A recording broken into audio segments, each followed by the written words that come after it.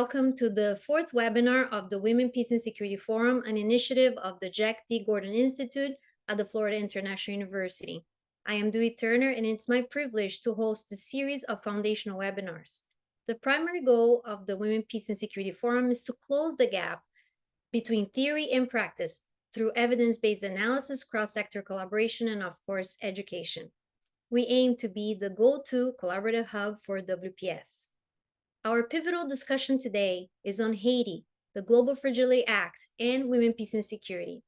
We will explore together actionable solutions for what I believe is one of the most critical security issues in the Western Hemisphere.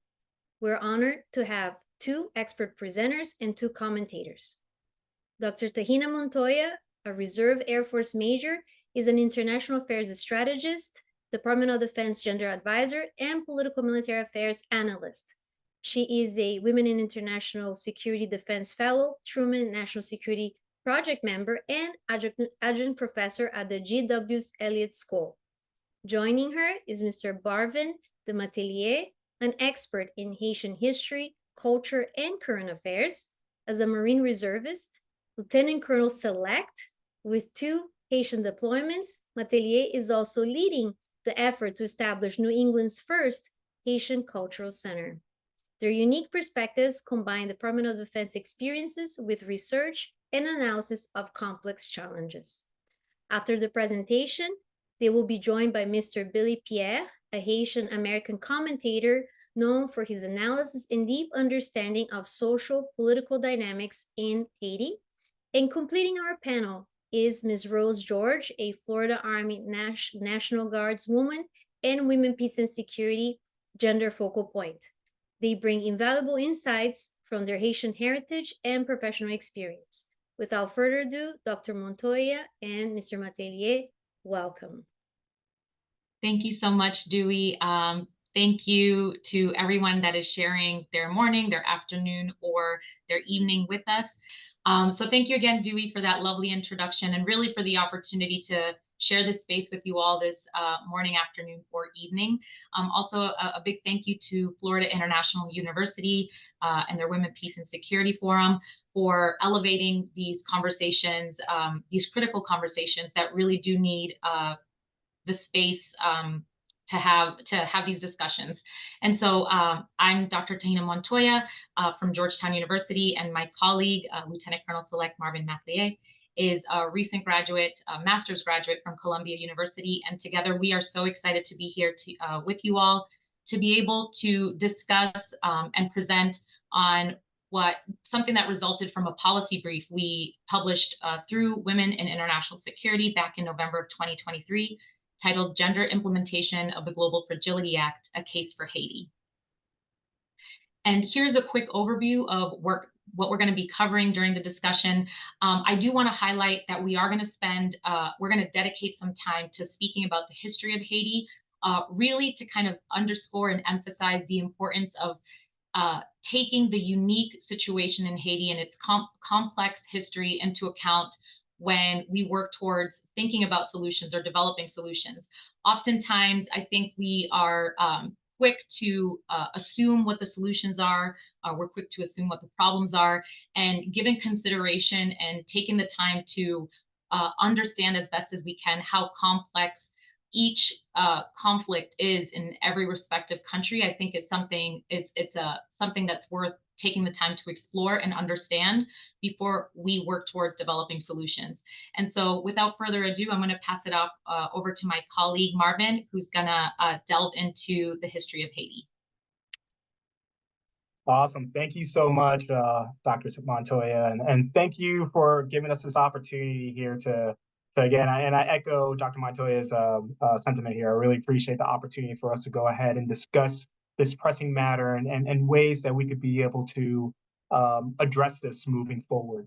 But just as Dr. Montoya said, in order for us to talk about Haiti's current situation and what's the systemic issues that we see currently that's plaguing it, I think we need to take a pause a moment to look at the history of Haiti. And what we've outlined here are 6 different eras, right? ERAS timelines, if you will, of where we saw that was pivotal, in Haiti's history that led to its current situation, right? So I'm going to start from the left, working to the right. Just bear with me for a bit, but we're going to kick it off with the history and the independence of Haiti.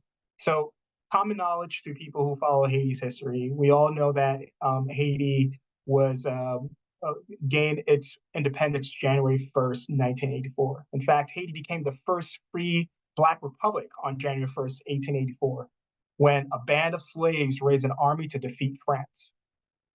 Amazing story. However, to recoup and compensate for its economic loss, the French demanded reparations totaling up to 150 million francs. Now, in today's money, that would be about 20 to 30 billion dollars. The debt payment consumed over 80% of Haiti's revenue, and Haiti had to pay this over in 122 years.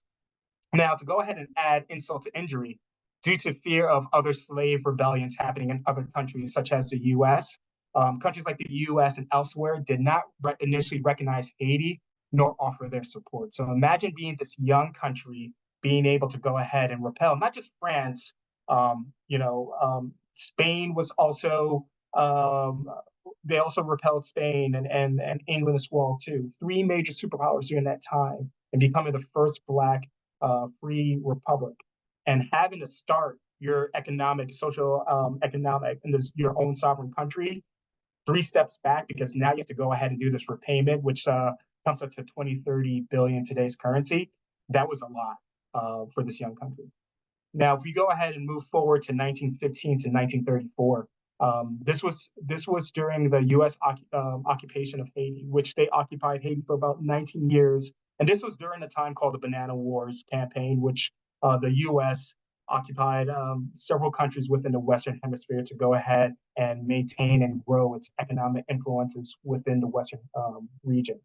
The U.S. occupied Haiti, again, for 19 years in order to quell the political and economic turmoil, but it also expanded and maintained its economic interests. Unfortunately, many atrocities occurred during this time, such as forced labor, torture, and religious persecution, specifically towards voodoo. Also, in order for the U.S. to maintain and protect its interest, it took over the Haitian National Bank. And the way that it took over the Haitian National Bank was taking custody of over $500,000. In today's money, that equates to about 15 billion in today's currency. Again, another step back, economically speaking, for Haiti. Now, if we're looking at this timeline, and we're looking at it in the sphere of education, during this time, the U.S. promised to build schools for many of these countries during the Banana War campaign. In Cuba, my understanding, the U.S. built about 2,600 schools. They met their goal. In the Philippines, they built about 1,000 schools. The U.S. promised to create about 1,074 schools in Haiti, but they only built 306, much lower than other countries within during that timeline. Also, the economically advantaged yet minority mixed race in Haiti were offered some of the best school formats, specifically French classical school system, whereas the majority Black yet poor Haitians were only given agricultural training. So this limited Black Haitians to acquire critical skills and knowledge, further widening the education social-economic gap. And again, once you start talking more about the systemic issues that we see today, we're going to see that with the economic and the education piece being a huge burden on Haiti. Now, we've moved forward to 1957 to 1986. This was during the reign of the Duvalier, a father-son duo, with François Duvalier being the father and Jean-Claude Duvalier being the son. This was a 30-year reign of terror. During this time, the Duvalier led to the killing of about 50,000 men, women, and children, which contributed to a mass exodus of Haitians leaving the island and going into diaspora across the world. This also equated to a significant brain drain of highly educated and skilled Haitians which continued to devastate Haiti. Now, imagine, what happened during the 1915 and 1934 with the lack of schools and, the disproportionate of Black Haitians just only getting trained on agriculture, whereas the elites being able to have a typical French class education system. And now you see the Duvalier reign with this mass exodus of people leaving, highly educated people leaving. This is going to continue this recipe of disaster of Haiti being within this poverty trap that we see today. And of course, looking further ahead, 2004 to 2019 and beyond, in 2004, Haitian President Aristide had to deal with a second coup, not his first, a second coup, which led to a UN peacekeeping mission, which was there to help secure and maintain some semblance of peace and stabilize the country. This UN peacekeeping mission, MUNISTA, their job was to work with the Haitian National Police. During this time, the Haitian army no longer existed. So it was just the Haitian National Police along with MUNISTA. However, there were corruption and mismanagement on both sides, Haitian National Police as well as MUNISTA. But specifically with MUNISTA, there were cases of gender-based violence and quite a few corrupt issues going on during that time. And of course, people may have heard of the cholera outbreak, which resulted in over 10,000 lives. This was traced back to a MUNISTA soldier, and it took the UN quite some time for them to actually take responsibility over this as well too. Now, beyond that, Haiti has been plagued with not just foreign intervention crisis, not just issues with their own leaders, but also natural disasters. More than 96% of the Haitian population, they're exposed to hurricanes, floods, and earthquakes. We may have all remember back in 2010, the earthquake that killed over 222,000 people and injured over 300,000 people and displaced over 3.5 million Haitians. Right. In 2016, we had Hurricane Matthew that killed over 250,000 people and wiped out over 120% of Haiti's GDP. And then just recently, in August of 2021, there was another major earthquake that impacted and devastated the southern part of Haiti, followed by 2 days later, devastation by Tropical Storm Sandy. Now, 2021 also brought in the assassination of Haiti's president, Jovenel Moïse, right? And with that occurring, and now you have a lack of security due to the fact that the UN MUNISTA is no longer there. You started to see a slow but quick momentum rise of gangs coming over and taking over Port-au-Prince. And that's what we're seeing today. Due to the lack of infrastructure, due to the lack of trust within the leaders in Haiti and the corruption and all these different natural disasters that are impacting people that are living in Haiti, the men, the children, women as well too, and not being able to find means for economic growth or to take care of their loved ones.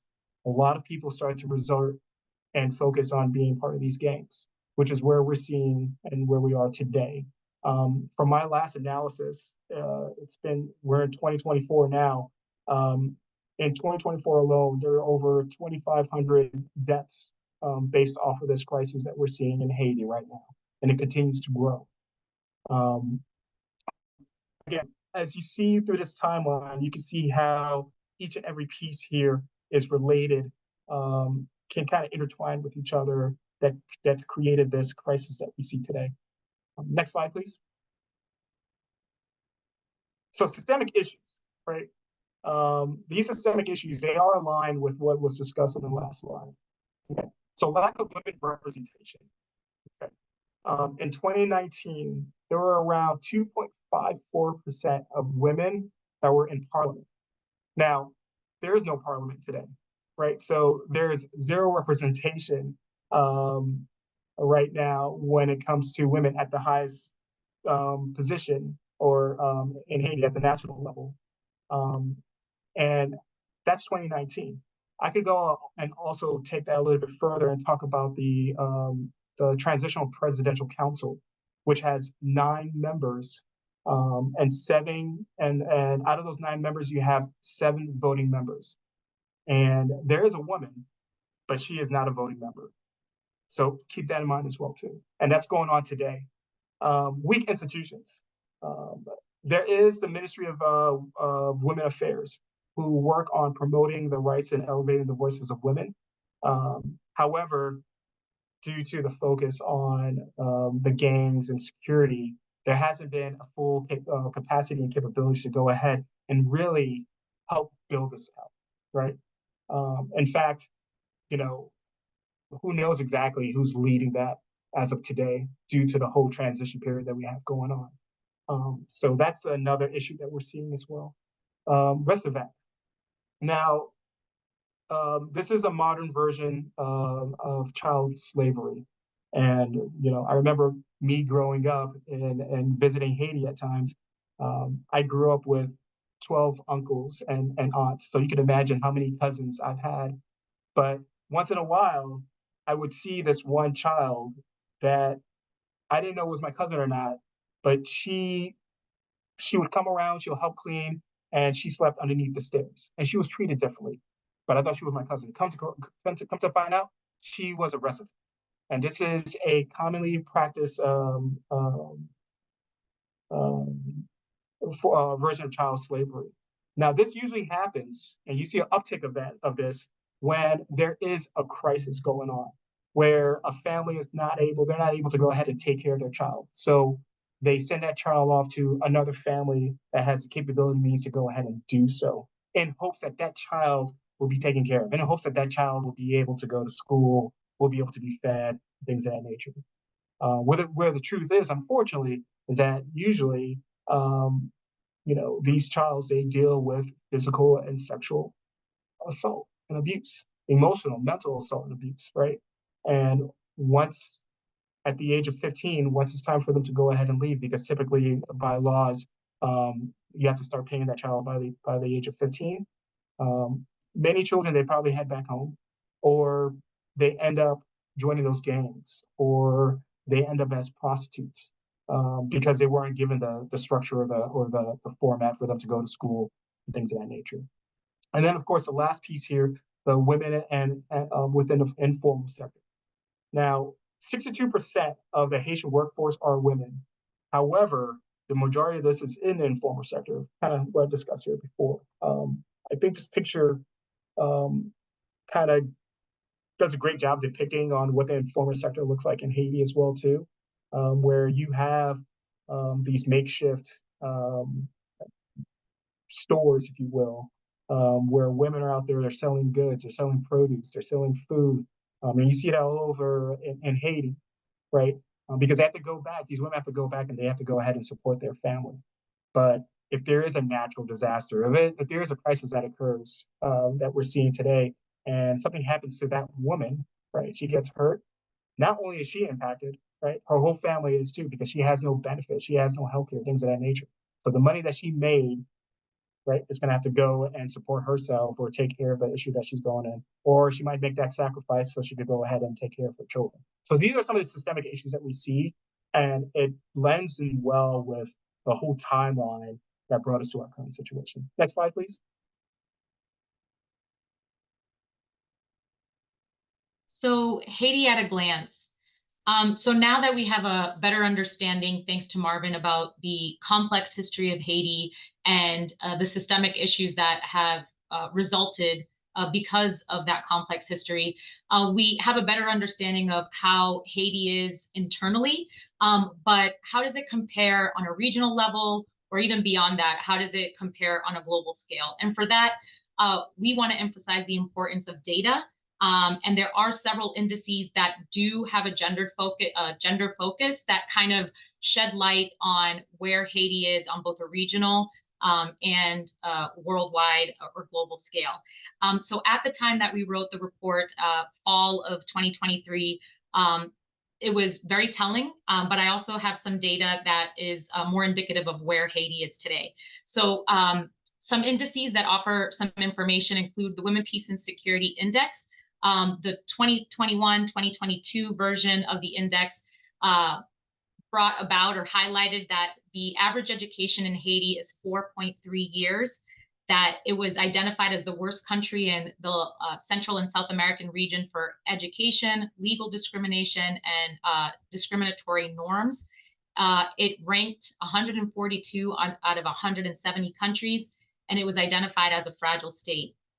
The Fragile States Index ranked it 10th out of 179 countries for fragility, and identified it as the sixth most worsened country in 2023, along some countries, including countries that we know are at war, like Ukraine.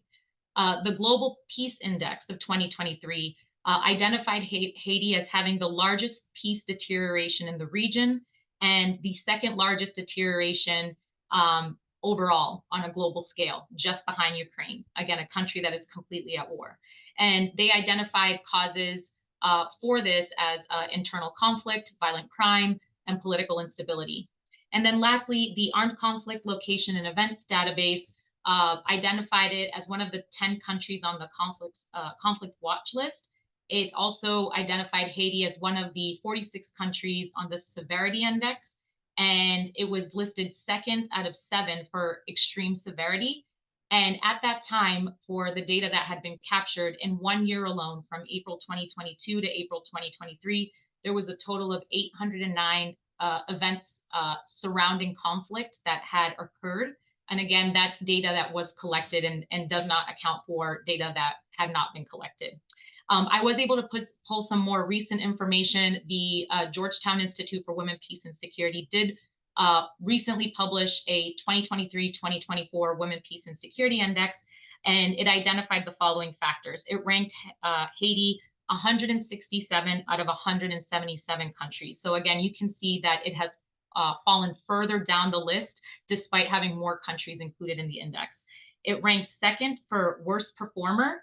And out of the 12 countries listed, it was the only country in the Western Hemisphere.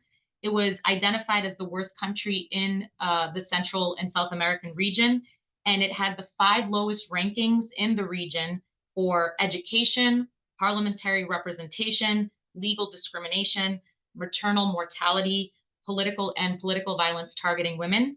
And for the education bit, for some comparison, although it did identify that the average age of education had gone up slightly from 4.3 years, what we see on the screen, to 4.6 years, this is compared to the average years of education in the region, which is 9 years. And then when you compare it to developed countries, the average years of schooling in developed countries is 12.9 years. So again, kind of puts into perspective just how dire the situation when it relates to education is in Haiti. It did rank highest on one area, which I also think is sheds light into the current situation in Haiti. It had the highest score in the region for sun bias. So basically meaning, in reference to what Marvin mentioned about who gets priority over education, who gets priority over who the family is going to invest their money in. Generally speaking, it's going to be more inclined to be the son. They have a bias towards sons. And so I think this really, as I mentioned before, not only gives us a better understanding of where Haiti is internally and the complex history, but then how that translates on a regional and global scale. And so here comes the Global Fragility Act, which is an act that offers a lot of promise. It was a bipartisan legislation, and I emphasize bipartisan because it is very novel for it to be something that is bipartisan and that passes in such a manner. But it was passed by the House in May 2019. It passed the Senate in July of 2019, and it was enacted in December 2019. In addition to being unique in the fact that it was bipartisan legislation, that openly stated and identified the Department of State, USAID, and Department of Defense as key players that needed to coordinate in order to address the issues of fragility in respect in certain countries. It also put money behind it, which is something that's so rare. It identified a budget that would support the addressing of fragility in 5 countries or regions. And so it had 4 main goals: the prevention, stabilization, increasing partnerships, and the management of fragility. And then in April of 2022, and I do want to highlight, pay close attention to the time frame, so the years that it took from when the Global Fragility Act passed to when we actually started seeing momentum moving forward. So in April 2022, just over 3 years after the passing of the legislation, it was finally announced what countries and regions would benefit from the Global Fragility Act, of which Haiti was one of them, alongside Libya, Mozambique, Papua New Guinea, and coastal West Africa. And for the next following slides, it's going to seem like a lot of information, but really what I want you to pull from it is how, with the best of intentions, to have legislation, which is so rare, and to have documents that help guide and inform all the responsible parties on how to move forward with addressing fragility, in this case in Haiti, with the best of intentions, how further complicated it becomes because of lack of streamlining. So the Global Fragility Act, they were supposed to have a strategy to follow the legislation. And as you can see, it wasn't actually passed until 2023. You can see a laundry list of pros and cons. And what I want to bring your attention to is how each document in the following slides was broken up, really to underscore and highlight that each of the presumably guiding documents that folks on the ground were supposed to leverage to develop plans were very unique, of different lengths, with different pros and cons, with different objectives, phases. And so it further complicated, it didn't arm the people that were supposed to be implementing this taking advantage of the Global Fragility Act to drive change in countries like Haiti. It didn't help them. If anything, it further confused it because it was not streamlined. So another guiding document was the USAID Strategic Framework for Haiti. That was for the time frame of 2020 to 2024. I think it's easy. You can see, given how quickly things escalated in Haiti, a document that was produced in 2020 would not be perhaps as relevant in 2024. Here you can see a list of pros and cons, and again, emphasizing how different each of these guiding documents were. You have different goals, different developmental objectives, and then some more than others did reference women, which is definitely a positive point, but again, really made it difficult for folks on the ground to understand how they were supposed to be taking all these documents and this key legislation to develop an actual implementation plan. And then you also had the Department of State Integrated Country Strategy for Haiti, also produced in 2023. You can see here the list of pros and cons, and again, emphasizing just how different these documents were. This document has 3 mission goals, 3 focus areas, and again, references to women, some that overlap the other documents and some that are completely, a little bit different. And again, just re-emphasizing how adding to the complex history, adding to where Haiti stands on both a regional and a global scale, the fact that we have bipartisan legislation that allocates funding to address this issue and that identifies Haiti as a country that could potentially benefit from this legislation, but now you have a lack of streamlining of documents, and you have a set of very informative documents, but that sometimes overlap, sometimes don't, and that oftentimes kind of are in conflict or divert from one another, really just adds another layer of complexity that needs to be considered when developing solutions. And so next is how, and I'll be passing it over to Marvin. Thank you so much, Dr. Montoya. All right, so the how, right? We just went through, the GFA, some of the gaps there that was called out as well too. But we also want to provide some recommendations on how we could best optimize this and see this moving forward. Also at the tactical level, right? How do we actually, make this move forward? So, we're looking at the enhance, recommendation one is enhance women workforce in Haiti. As stated before, Haiti's unemployment rate is 15.73%. Again, women make up 62% of the labor workforce, especially as we look at the informal sector. And nearly 50% of these women are head of household, right?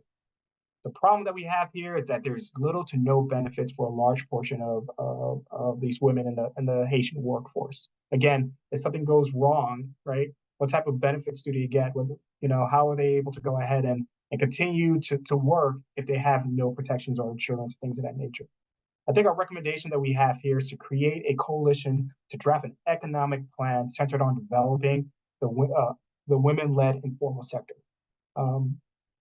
We're in a crucial time, or Haiti's in a crucial time right now, especially as you're transitioning with the presidential council and coming up with how to go ahead and work on the security situation. But I think in parallel to that, there are different areas that the Transitional Presidential Council could look into, not just Port-au-Prince, but other cities that they could be able to use as a pilot in order for them to see how this economic pilot plan could work. Cap Haitian, which is further up north, way in Haiti, far from Port-au-Prince, where a majority of the violence is occurring, could be great for this launch, right? So it's the second largest city in Haiti. It's relatively shielded from the violence in other cities, right? It takes by car about 5-6 hours from Port-au-Prince to Cap Haitian to get up there. So this would be, and it's known for its cultural history and things of that nature. It's definitely a huge tourist destination, and there is an airport, a functioning airport there as well too. So there could be a lot of great emerging markets or tourism being able to come in, which has definitely helped develop that area, and being able to use women as a focal point, being able to create this plan to take women from the informal sector and make something that's more formalized for them would be a great pilot within Cap Haitian. And then also looking at programs like the microloan program. Now, again, I know the microloan program, it can't be one size fit all. We need to make sure that it's catered and it's developed for Haitians, and make sure that they know exactly how to be able to use this and be able to leverage this moving forward. Moving on to recommendation 2. So enhancing the Ministry of Women's Affairs. We discussed this before. We know that there's a Women Affairs in Haiti. There are laws to address the equality of men and women. However, as of right now, not only our policymakers are not compliant, right? I would say that back in 2019 and beyond, or prior to that, they're non-compliant.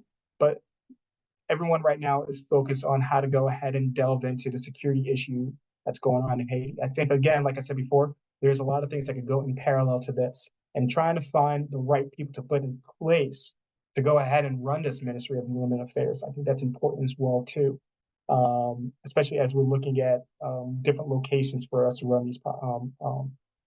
these different pilot programs. No enforcement of current policies, as discussed before, as well as the focal point being security. We need to go ahead and stop just focusing on the security piece, but also what ways can we focus on development as well. The recommendation: create a coalition with Ministry of Economy that's going to work with the Cap Haitian local government on the ground, and not just the local government there too. There are a lot of amazing local NGOs that we could go ahead and use as well to develop a framework and detailed economic plan and help reinforce the laws as discussed, focusing on gender equality and looking at it in ways to not just go ahead and promote awareness through education for women and children, but also getting men involved with this as well too. I think it's really crucial for us to understand that, yes, we're looking at this within a gender lens that's geared towards women. I love using the term poteau mitant, which means center post. And within Haiti, that's what women are. They are the Porta Vita. They are the Porta Vita within the social economic drive within these different towns and cities. But we need to make sure that men understand that as well too. And once you start getting them involved, we could see more of a buy-in within the society. And I think that's super important. And I think that's what the Ministry of Women's Affairs can support and help out with. Next slide, please. Education for children. As my colleague, Dr. Montoya brought up, the average years of education for a child is about 4.3 years.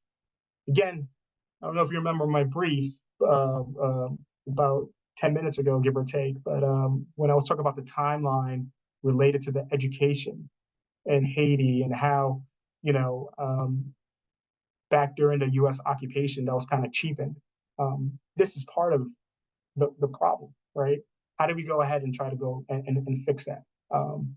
Education, as a lot of people in Haiti see that is the key to economic growth within a country. I'll quickly talk about my personal experience.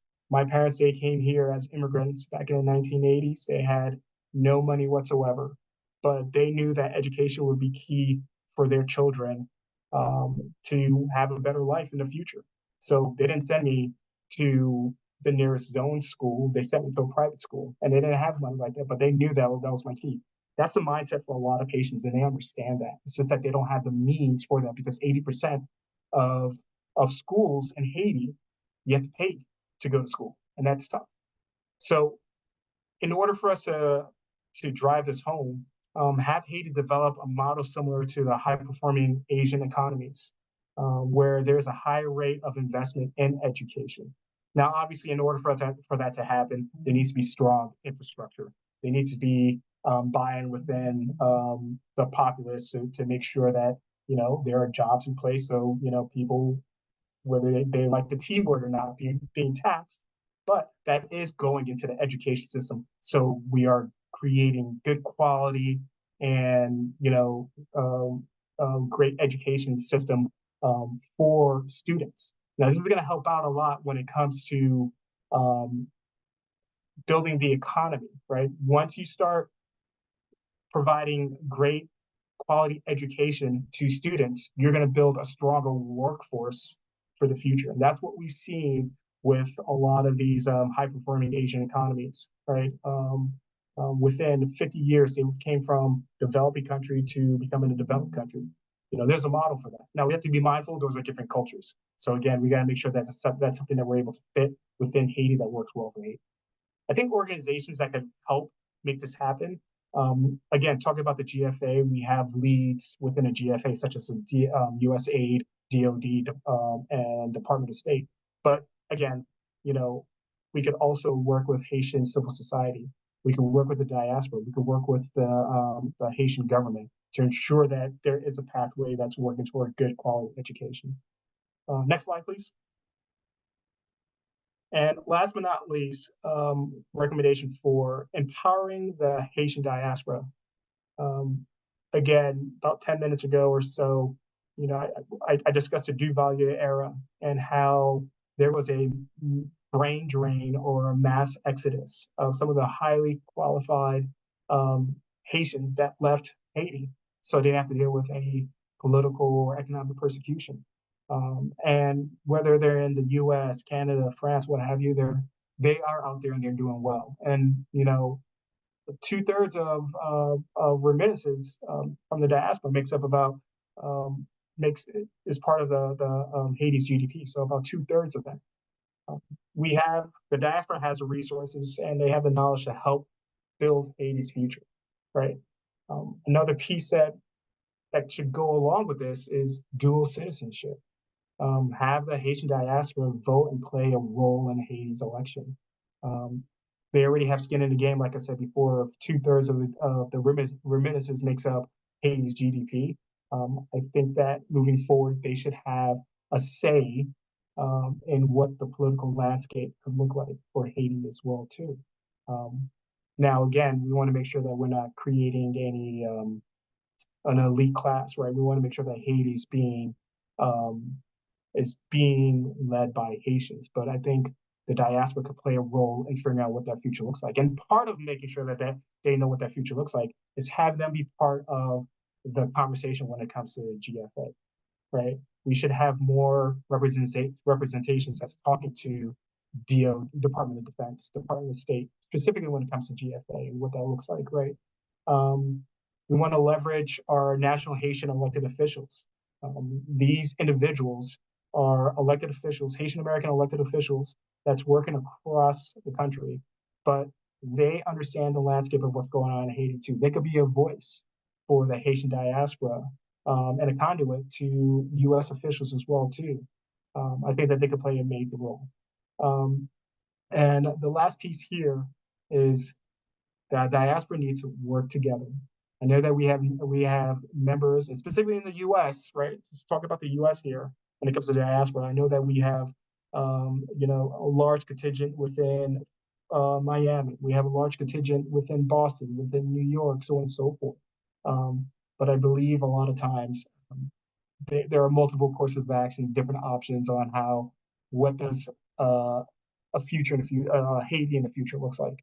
I think that there needs to be more of a alignment on what that looks like, and the diaspora needs to be more lockstep. And there are ways to make that happen as well too. With that being said, I'll go ahead and stop right there. Next slide, please. So thank you so much. This was a great opportunity. Thank you for letting us have this opportunity to talk. And if there are any questions, I'll pass it over to Dewey. Thank you so much to both of you. What a spectacular presentation. I think from all aspects, from the historical aspect, current affairs, and of course, women, peace, and security with a solution-oriented approach. What a robust presentation. Thank you. I would like to continue the discussion and invite our commentators. Rose, I'd like to bring you in to see if you have any reactions, comments, or questions to our presenters. Hi, greetings everyone. Thank you for having me, Dewey. And presentation was amazing. I learned a lot. I do agree with everything that was said clearly. And disasters happen in countries, but unfortunately, when things happen, it affect genders differently. So everything that is going on in Haiti right now, I am pretty sure it affects everybody as a whole, women, men, and children, but everybody get affected differently.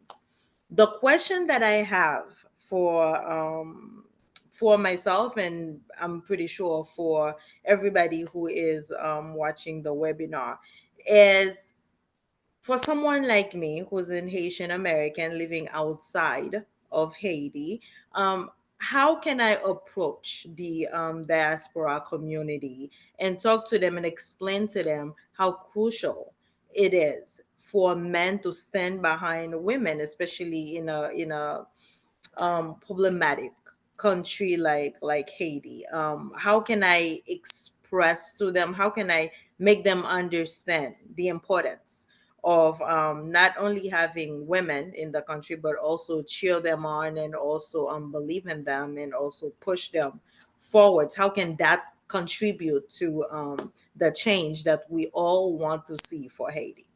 Thank you. I'll try to tackle that question first. Rose, thank you so much. One, for sharing this space with us, but then also for that question. I'm going to preface it with saying that I am not Haitian, that I am not part of the diaspora. And I say that because it leads to my answer, which is being self-aware, be recognizing the role that you as an individual play in a particular space.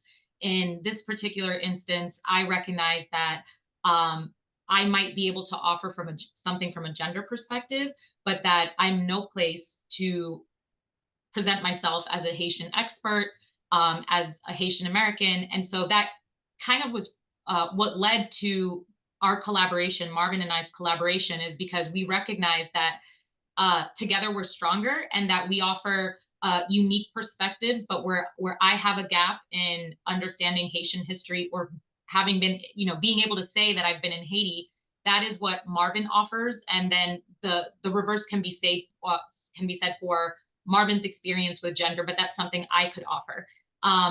And so being self-aware when coming into spaces, the importance of being an ally. I know when you hear ally, especially in the gender space, you often think female or male, but in this case, in my case, I can be an ally, and being an ally in as it relates to me is I'm a Latina, but I want to contribute, and the way in which I can contribute in this space is offer how to incorporate the Women, Peace, and Security framework in driving solutions to such a complex issue that is being seen in Haiti.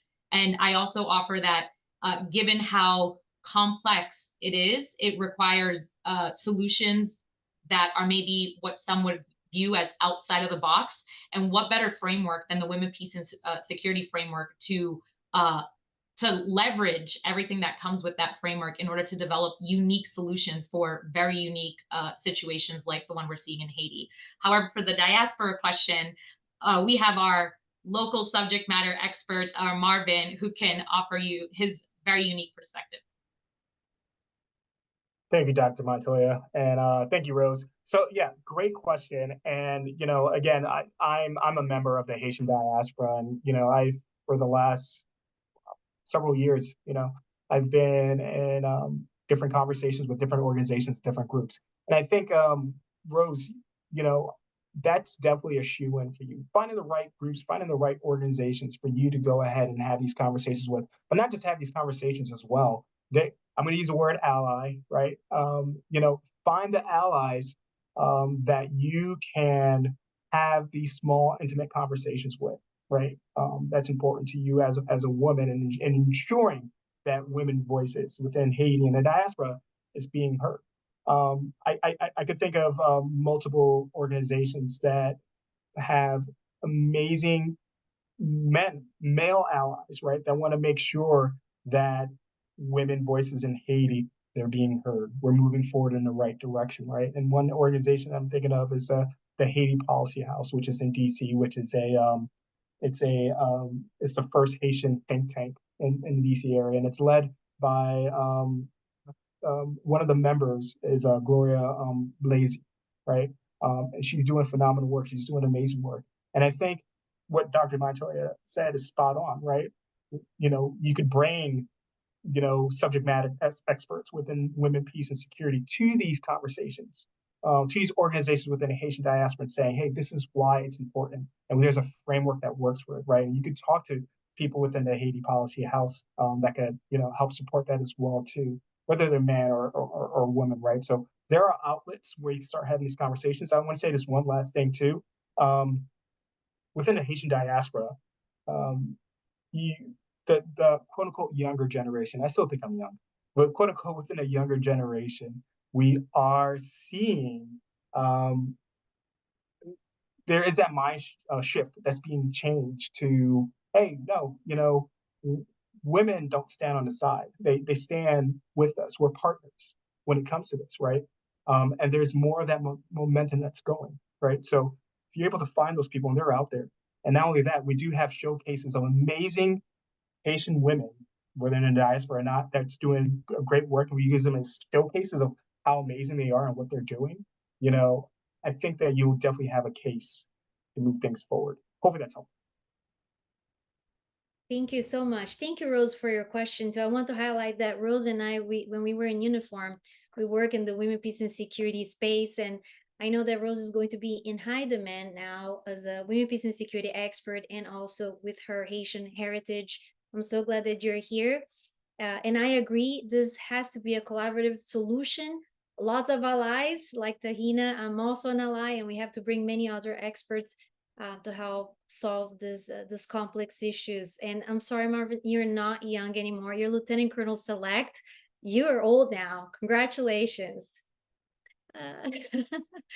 To continue, You're old by rank, not by age. I'll take it. Thank you. Why?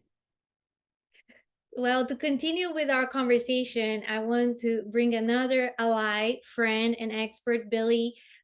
Really, you have so much to share, and I'm also curious if you have any reactions, comments, or questions to our experts. First of all, I want to say thank you, Dewey. Thank you so much. the Florida International University for giving us security space. And thank you also to everyone, for the presentation. It has been really great. And one thing just wanted to mention real quick. So I was actually in Haiti back in August of last year. So I was able to see fairs, and then I remember that when I went to Haiti, the plan was not to spend not even one night in the capital because, it is true, most of the things that are happening in the country, most of it is happening in the capital. So the goal for me was okay, you land in Port-au-Prince, you catch the very next flight, go to the south, where I came from. There was absolutely no point in spending one night in Port-au-Prince. But sadly, well, not sadly, interestingly enough, on my way back, I had to spend two nights in Port-au-Prince, exactly about 5 minutes from the airport. But every single night, you could hear the gunshot. That was I was wow. I felt safe because where I was, it was safe enough. But at the same time, I was thinking, what about the people who couldn't be in the space where I was? But anyway, we were talking also about the importance of education and the importance of women in the Haitian society. It is my personal belief that without the woman, if the Haitian economy is not considered completely collapsed yet, honestly, without the woman, it would have been 1,000 times worse than whatever we have right now. And Marvin has mentioned some of the numbers, because the Haitian economy is mostly informal, and the women represent 60% of that labor force, right? So without them, we wouldn't have what we have right now. And mind you, they're not even well educated. So, and part of the reason why, and Marvin has mentioned it also, is because of the West African situation that we have. And again, I remember when I went to Haiti back in 2016, I was talking to a friend, he is a professor at the university. He mentioned to me something that never left my mind. He said at this point, anyone in Haiti can have a slave. Well, not really anyone, but he was pretty much saying if you wanted to have a slave right now in Haiti, you could. Because the situation is so critical. The families are looking for any means to survive. So you have a young daughter, and then you cannot take care of them. You send them to some family, hoping that the family will be able to take care of them. So, but it doesn't usually happen like that. So most of the time, that young girl is supposed to stay at home to take care of a grown family. So they have to take care of that other family, and then because of that, there is no opportunity for them to go to school. And some family that I've seen, because I've seen it honestly, sometimes they will send them to some evening classes. But usually we know that the evening classes they are already tired from working so hard during the day. So when they go there, so there is not enough energy, there is not enough focus. They cannot really learn. My mother, okay, she was not a restaurant. However, I'm not going to be ashamed to say that it was in her 30s that she actually, got her high school diploma. So it was after having kids that my mom actually went back to school to get her high school diploma. And I know so many situations like that. So right now, we're talking about the situation in Haiti. It's very critical. It's very sad. So right now we do have the presidential council. So technically, if we are being completely honest, the main focus, the mission, the mandate is pretty much to organize election. So one of the questions that I can ask, you guys, so how can that presidential council, try to implement, some of the recommendations that we made today, considering that the main focus is supposed to be organizing the election. And also, since we are talking about gender, and as Marvin mentioned it, and also as Dr. Mathelier mentioned it as well, the Haitian women are very underrepresented, in the society, but more specifically in politics. Also, the freedom house also mentioned that between 2017 and 2009, so only 4 women, were in the parliament. So there's an issue. So how can us men, be a good ally to the women? What can we do, to support that mission? What can we do, to help the women, to stand with the women, to help rebuild this country?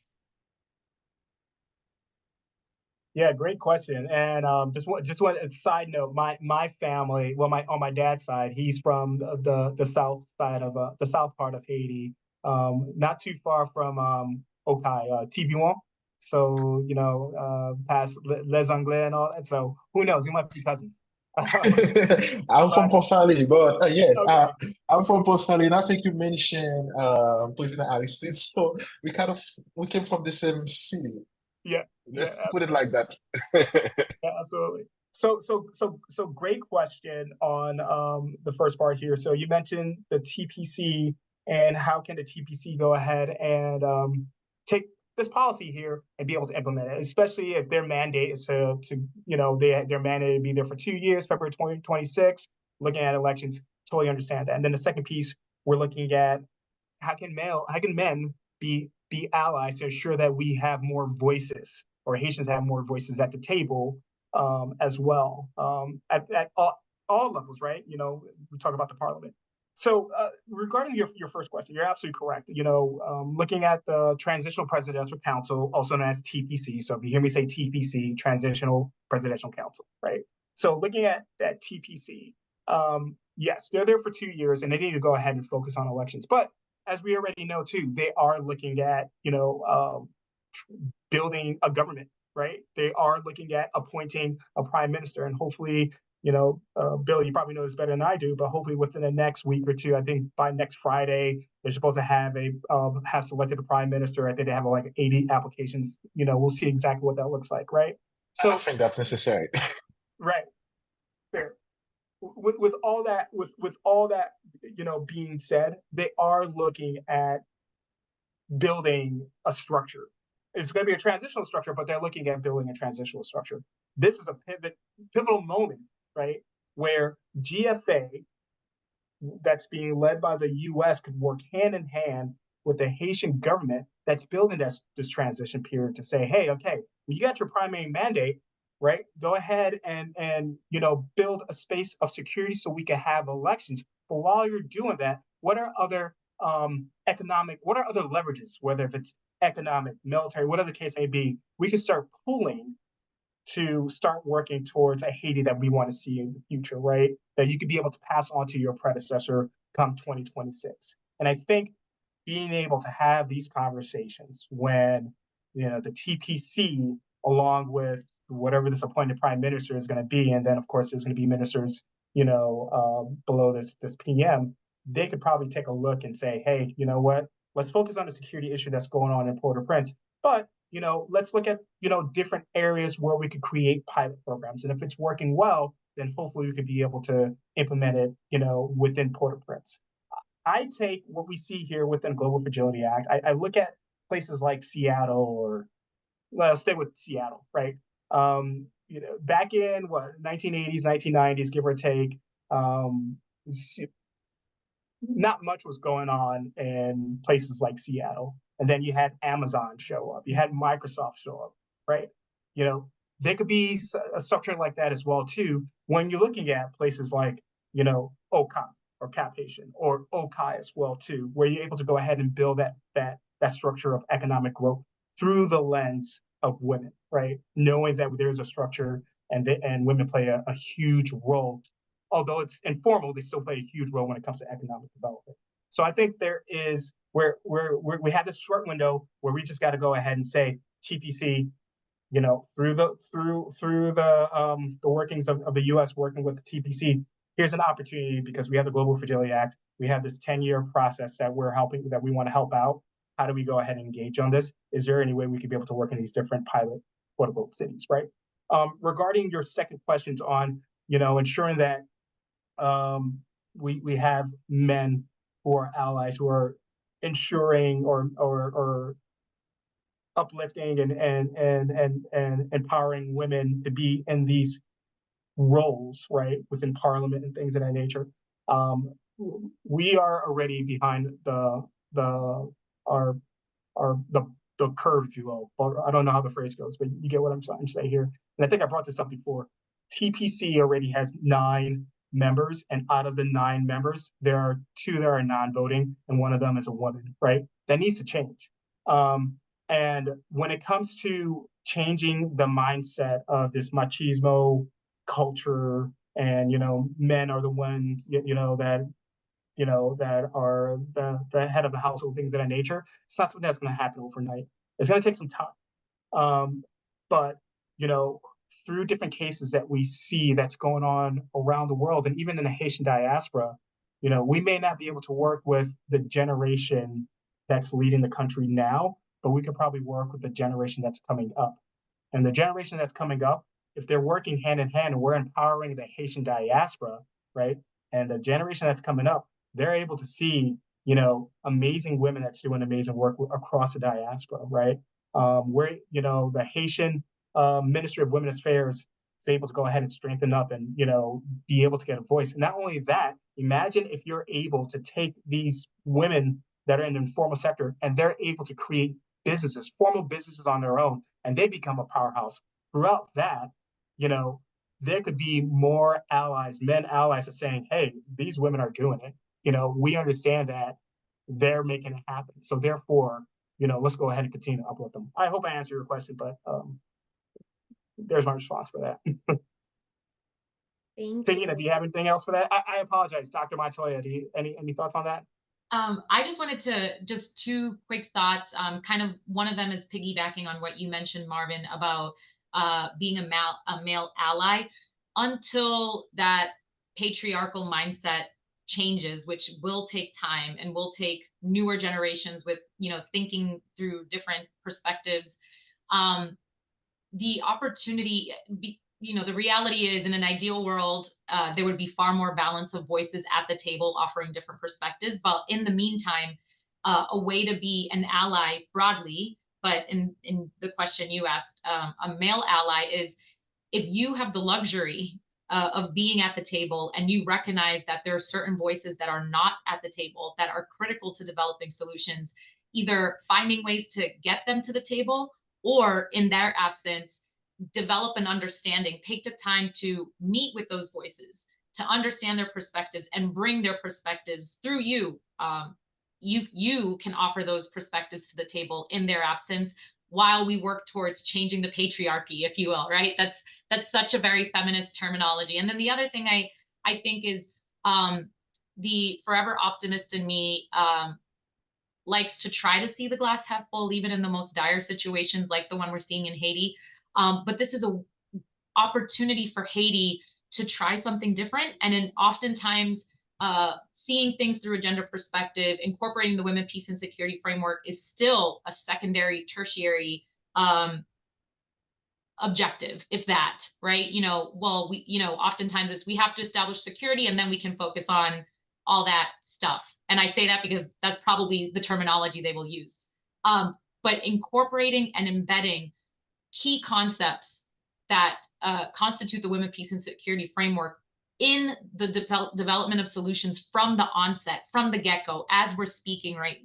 As it's happening, as we're seeing in the news right now on the ground in Haiti, I think would pay lots of dividends down the line. So we're not trying to squeeze it in. Like if it's embedded from the get-go, I think it would be a lot easier. And I just hope that despite the devastation and despite the conflict and despite the violence and despite the lives that are suffering and that are in Haiti right now, I really hope that the TPC takes time to give consideration to the benefits that would come from embedding the women, peace, and security framework from the get-go, from the onset, is all I really wanted to say.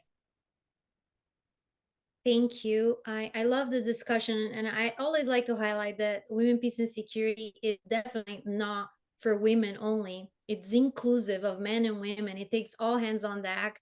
And I love this approach that, yeah, let's try something. Absolutely. Yes, let's try something different. That's really not that different, to include the voices of half of the world's population, perspectives, and the potential, the social capital that comes with it.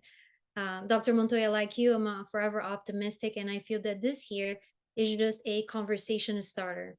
I hope that the next time that we meet in person, we continue to have this dialogue that highlights the urgency of finding collective, multidisciplinary solutions to address the current situation in Haiti. I unfortunately we actually ran out of time. But I want to express my sincere gratitude for all of you.